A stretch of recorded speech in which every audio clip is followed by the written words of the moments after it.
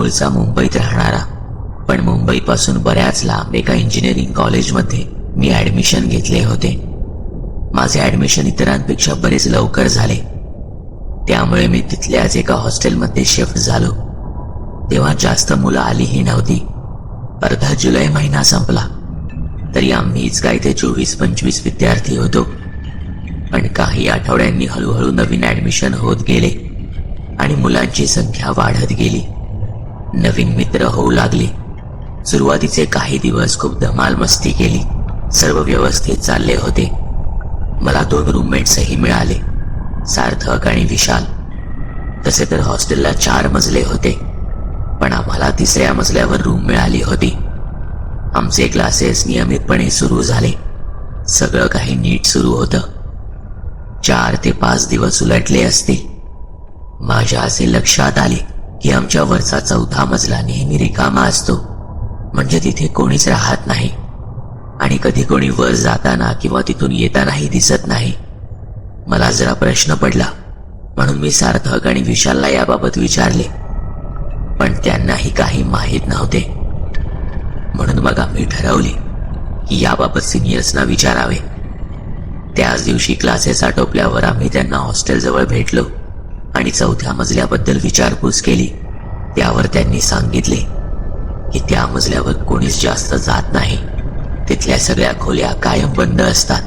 आम्हाला जास्त काही माहीत नाही, पण आम्ही असे ऐकले आहे की त्या मजल्यावरच्या शेवटच्या खोलीत काहीतरी विपरीत घडले होते.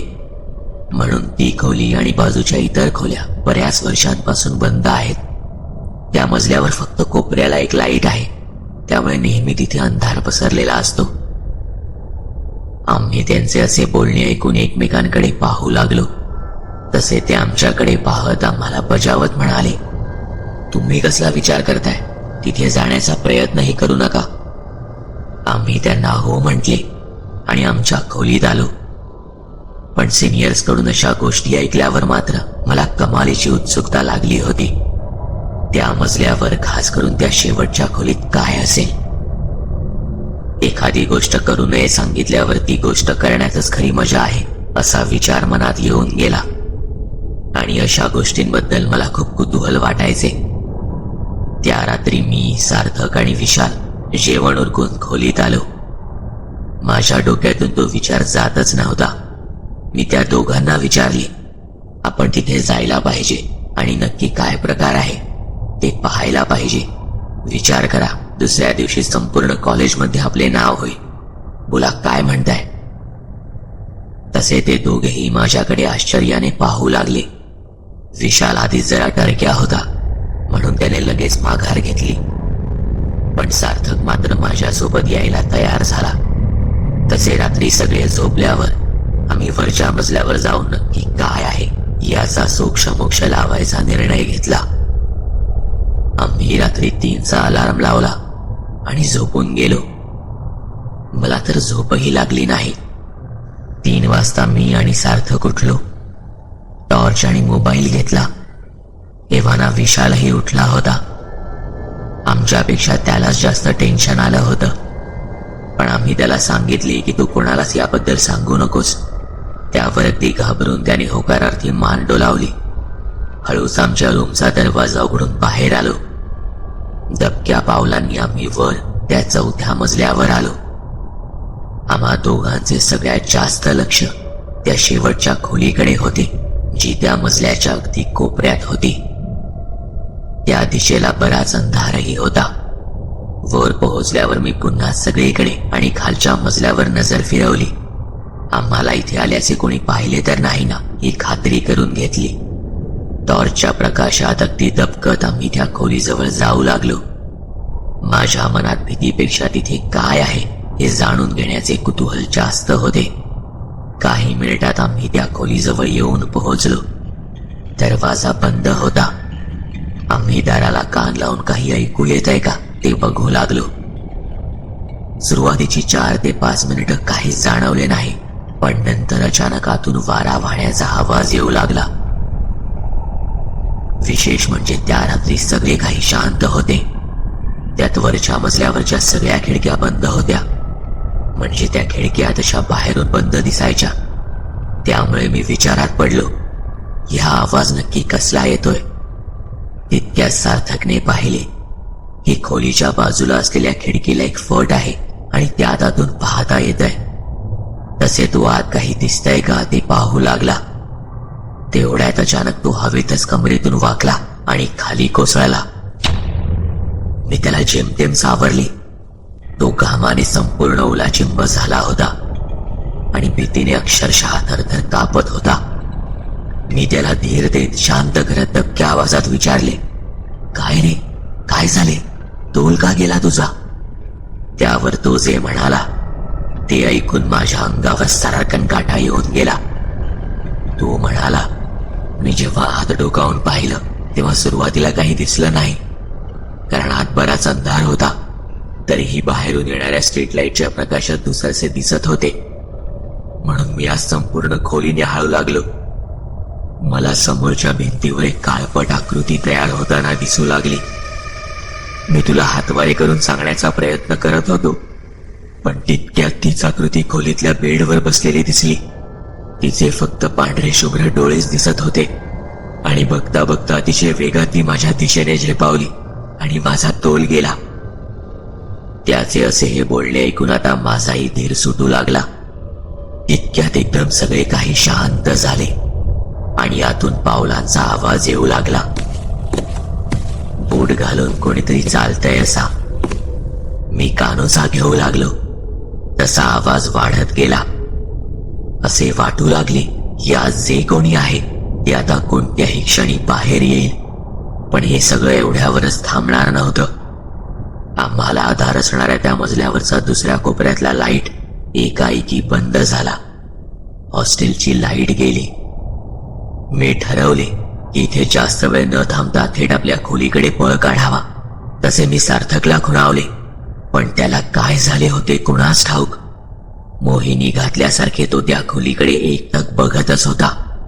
त्याला भानावर आणायचा प्रयत्न केला, पण तो त्यात अडकला होता बहुतेक. शेवटी मी त्याचा हात धरून खेचला आणि त्याला घेऊन तिथून पळत सुटलो. माझं काळीज भीतीने धडधडत होतं. आम्ही कसेबसे आमच्या रूमवर आलो आणि आत शिरल्यावर मला अजून एक मोठा धक्का बसला. सार्थक जो मगापासून माझ्या सोबत होता, ज्याचा हात धरून खेचून मी घेऊन आलो होतो, तो चक्क विशाल सोबत रूमवर आधीच येऊन बसला होता. मी झटकन मागे वळून पाहिले, पण मागे कोणीही नव्हते. मग मी ज्याचा हात धरून घेऊन आलो तो कोण होता? मी घाबरून आमच्या खोलीचा दरवाजा बंद केला आणि आत आलो. आत शिरल्या शिरल्या सार्थकने मला मिठी मारली आणि रडू लागला. मी मात्र प्रश्नार्थक नसल्याने त्याच्याकडे पाहतच राहिलो. मी न राहून त्याला विचारले, तू माझ्या आधीच इथे कसा काय आलास? आपण सोबत आलो आणि तू माझ्या मागे होतास. त्यावर तो म्हणाला, जेव्हा आपल्याला आतून चालण्याचा आवाज आला तेव्हाच माझा धीर खचला आणि मी तुला सोडून तिथून पळत सुटलो, पण तू माझ्या मागे का आला नाहीस? मला कळून चुकले होते की जेव्हा मी पुन्हा त्या आवाजाचा कानोसा घेत होतो तेव्हा सार्थक बहुतेक पळून गेला आणि मागे वळून मी ज्याला भानावर आणायचा प्रयत्न केला, ज्याचा हात धरून धावत सुटलो, तो सार्थक नव्हताच. हा सगळा विचार करून मेंदू बधीर व्हायची पाळी आली. पण आम्हाला अजून बऱ्याच भयंकर गोष्टींना सामोरे जायचे होते. इतक्यात कोणीतरी अतिशय जोरात आमच्या खोलीचा दरवाजा बडवू लागले. आम्ही जीव मुठीत धरून आत बसलो होतो. संपूर्ण ताकदीनिशी कोणीतरी दारावर प्रहार करत होतं आणि त्यानंतर एक वाक्य कानावर पडलं, ये चल बाहेर निघ. आणि आमचा उरला सुरला त्राणही संपला, कारण तो आवाज दुसऱ्या तिसऱ्या कोणाचा नसून माझाच होता. माझ्याच आवाजात बाहेरून कोणीतरी बोलत होतं. सगळ्यात भयानक आणि विचित्र गोष्ट म्हणजे तो आवाज बाजूच्या इतर रूम मधल्या कोणालाच येत नव्हता. तो फक्त आम्ही ऐकू अनुभवू शकत होतो. आम्ही तिघही एकमेकांचा हात धरून देवाचा धावा करू लागलो. बऱ्याच वेळानंतर तो आवाज बंद झाला आणि हॉस्टेलमधले लाईटही आले.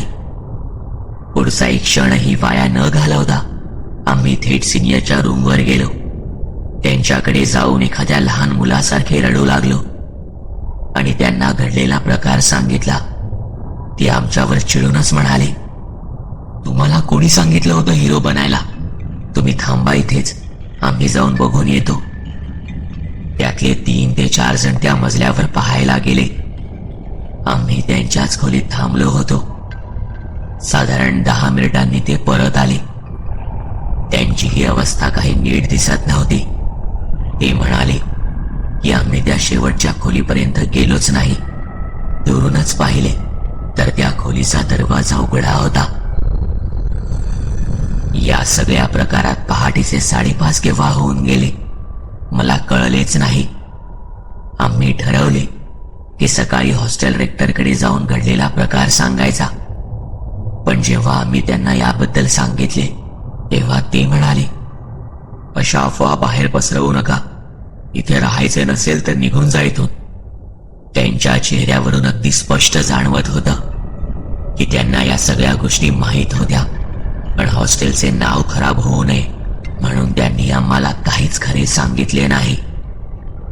साधारण आठवड्याभरानंतर आम्ही दुसऱ्या सिनियरला विचारले तेव्हा तो म्हणाला, याबद्दल सहसा कोणी जास्त बोलत नाही, पण तुम्ही केलेले उपद्व्याप पुन्हा करू नये यासाठी सांगतो. त्या मजल्यावर बऱ्याच जणांनी आत्महत्या केल्या आहेत.